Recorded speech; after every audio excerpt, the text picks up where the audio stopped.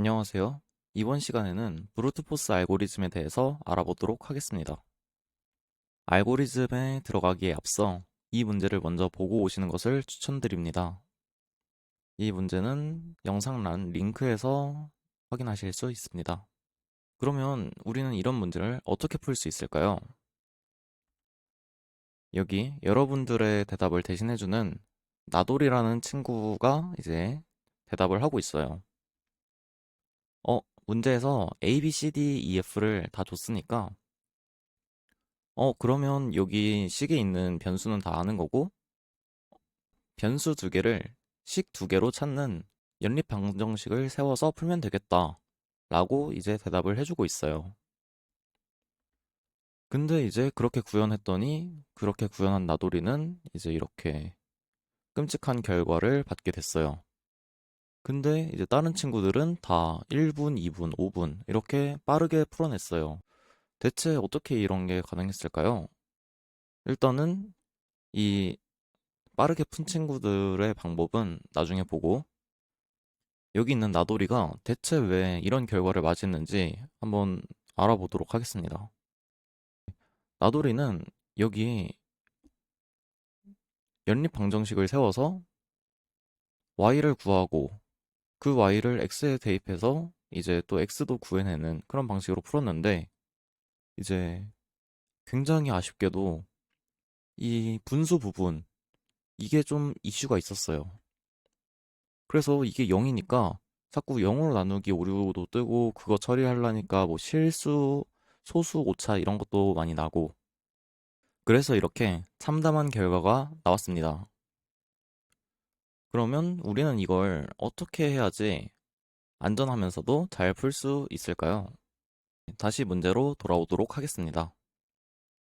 이제 문제를 확인해 봤더니 x랑 y의 범위가 이렇게 마이너스 999부터 999 그리고 x랑 y가 정수다 라고 하니까 우리가 답이 될 수 있는 x의 개수 후보랑 y의 개수 후보가 2000개 이하가 되고 그러면 모든 xy의 케이스가 2000 곱하기 2000이니까 이제 xy가 식을 만족하는지 보는 건 5, 1로 가능하기 때문에 이제 뭐 400만 곱하기 5, 1 이런 느낌으로 시간 내에 풀어낼 수 있었겠죠.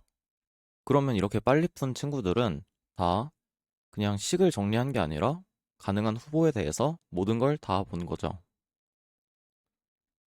그러면 이제 이렇게 나돌이가 슬퍼합니다. 어, 아니, 완전 탐색을 하면 되는데, 왜 대체 안 떠올랐지? 나 바본가? 공부 처음부터 해야 되나? 라고 할 수 있는데, 이제 우리가 완전 탐색을 떠올리지 못할 수 있어요, 충분히. 왜 Y? 이제, 해당 조건을 만족하는 값을 구하여라. 라는 문장과, 해당 조건을 만족하는 값의 개수를 구하여라. 라는 문장이 있으면, 이 두 문장을 봤을 때 어떤 느낌의 차이가 있나요? 저 같은 경우에는 전자의 경우에는 뭔가 수식으로 이리저리 해볼 생각이 먼저 들어요. 뭐 A랑 B가 주어졌으면 F, A, B 넣어서 뭔가 이 A, B를 만족하는 어떤 C라는 것을 찾아내는 문제인가? 근데 이제 후자의 경우에는 개수?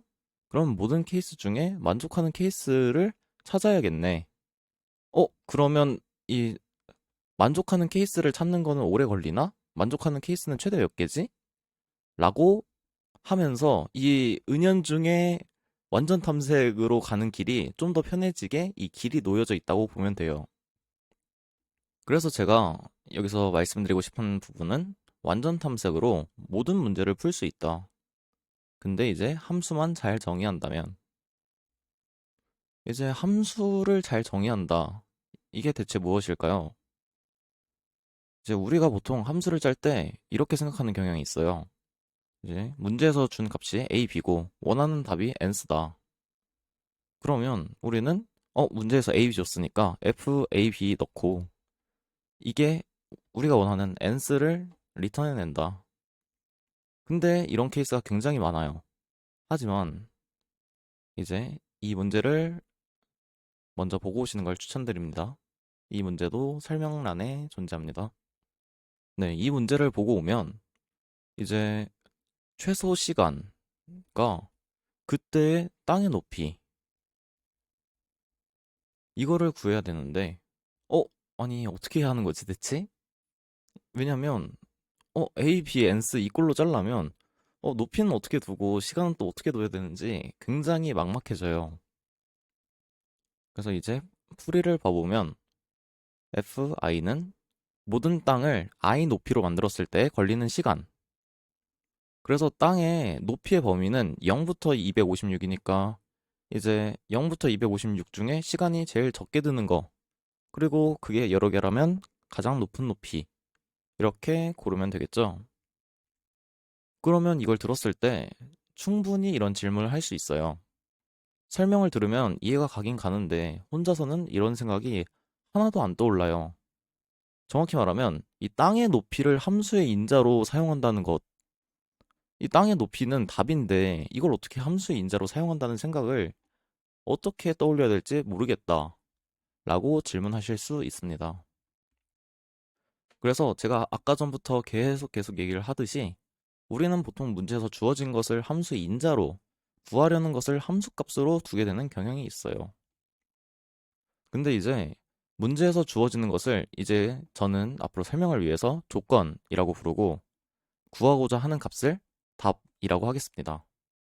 결국에는 우리가 이 알고리즘 문제를 풀면서 하는 게, 문제에서 어떤 조건이 주어지고 해당 조건에 가장 잘 충족하는 답을 출력하는 게 우리가 하는 것이죠.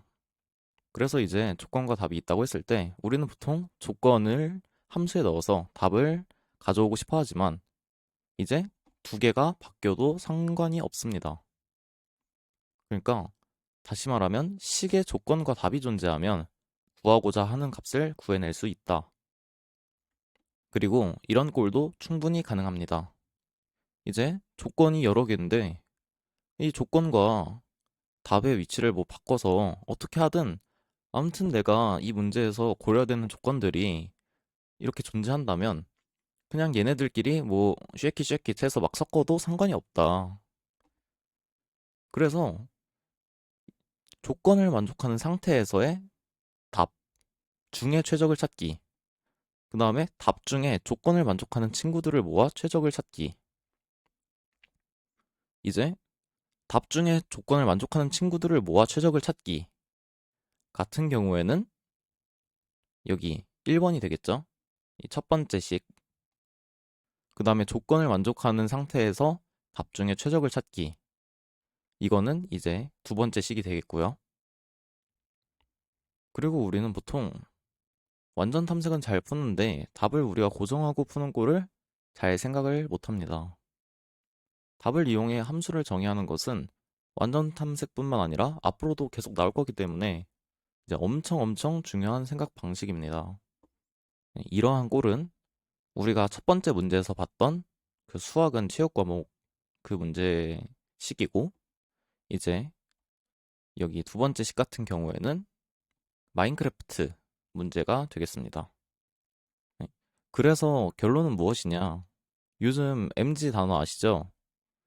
그 답정 너, 답은 정해져 있어. 뭐 너가 뭐시기 뭐 그런 거 같았는데, 이것도 이제 모든 답을 다 추려놓고 답 후보들을 이제 조건에 검사시켜서 이 가장 최적의 정답을 얻는 이 사고 과정이 완전 탐색에서 많이 쓰이지만 바깥 필드, 외부에서도 굉장히 많이 쓰이기 때문에 이 사고를 이제 집중하는 것이 좋다. 이것이 이번 시간의 가장 중요한 이야기였습니다. 네, 여기까지 완전 탐색이었습니다.